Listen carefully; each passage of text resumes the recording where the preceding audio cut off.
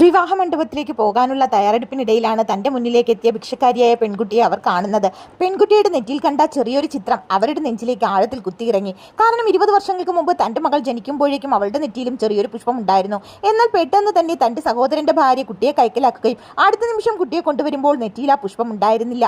മുഖം തുളച്ചപ്പോൾ രക്തക്കറ മാറിയതാണെന്നാണ് അവർ കള്ളം പറഞ്ഞത്. ശരിക്കും ഇത് തന്റെ കുഞ്ഞ് തന്നെയാണോ? അവർക്ക് വല്ലാത്ത സംശയം തോന്നി. അതുകൊണ്ട് തന്നെ ആ ഭിക്ഷക്കാരിയെ പെൺകുട്ടിയെ തന്നോടൊപ്പം കൂട്ടാമെന്നവർ തീരുമാനിച്ചു.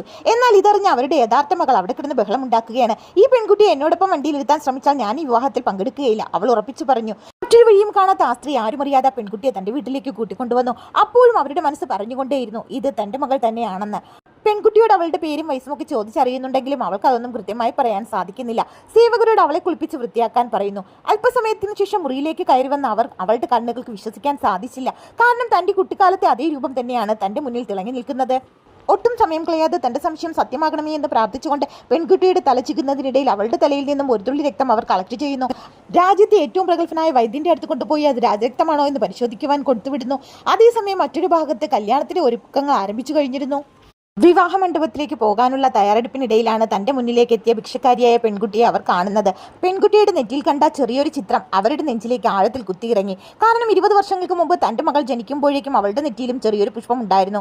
എന്നാൽ പെട്ടെന്ന് തന്നെ തന്റെ സഹോദരന്റെ ഭാര്യ കുട്ടിയെ കൈക്കലാക്കുകയും അടുത്ത നിമിഷം കുട്ടിയെ കൊണ്ടുവരുമ്പോൾ നെറ്റിയിൽ ആ പുഷ്പം ഉണ്ടായിരുന്നില്ല. മുഖം തുളച്ചപ്പോൾ രക്തക്കറ മാറിയതാണെന്നാണ് അവർ കള്ളം പറഞ്ഞത്. ശരിക്കും ഇത് തന്റെ കുഞ്ഞ് തന്നെയാണോ? അവർക്ക് വല്ലാത്ത സംശയം തോന്നി. അതുകൊണ്ട് തന്നെ ആ ഭിക്ഷക്കാരിയെ പെൺകുട്ടിയെ തന്നോടൊപ്പം കൂട്ടാമെന്നവർ തീരുമാനിച്ചു. എന്നാൽ ഇതറിഞ്ഞ് അവരുടെ യഥാർത്ഥ മകൾ അവിടെ കിടന്ന് ബഹളം ഉണ്ടാക്കുകയാണ്. ഈ പെൺകുട്ടിയെ എന്നോടൊപ്പം വണ്ടിയിൽ ഇരുത്താൻ ശ്രമിച്ചാൽ ഞാൻ ഈ വിവാഹത്തിൽ പങ്കെടുക്കുകയില്ല, അവൾ ഉറപ്പിച്ചു പറഞ്ഞു. മറ്റൊരു വഴിയും കാണാത്ത ആ സ്ത്രീ ആരും അറിയാതെ പെൺകുട്ടിയെ തന്റെ വീട്ടിലേക്ക് കൂട്ടിക്കൊണ്ടുവന്നു. അപ്പോഴും അവരുടെ മനസ്സ് പറഞ്ഞുകൊണ്ടേയിരുന്നു ഇത് തന്റെ മകൾ തന്നെയാണെന്ന്. പെൺകുട്ടിയോട് അവളുടെ പേരും വയസ്സുമൊക്കെ ചോദിച്ചറിയുന്നുണ്ടെങ്കിലും അവൾക്ക് അതൊന്നും കൃത്യമായി പറയാൻ സാധിക്കുന്നില്ല. സേവകരോട് അവളെ കുളിപ്പിച്ച് വൃത്തിയാക്കാൻ പറയുന്നു. അല്പസമയത്തിന് ശേഷം മുറിയിലേക്ക് കയറി വന്ന അവളുടെ കണ്ണുകൾക്ക് വിശ്വസിക്കാൻ സാധിച്ചില്ല. കാരണം തന്റെ കുട്ടിക്കാലത്തെ അതേ രൂപം തന്നെയാണ് തന്റെ മുന്നിൽ തിളങ്ങി നിൽക്കുന്നത്.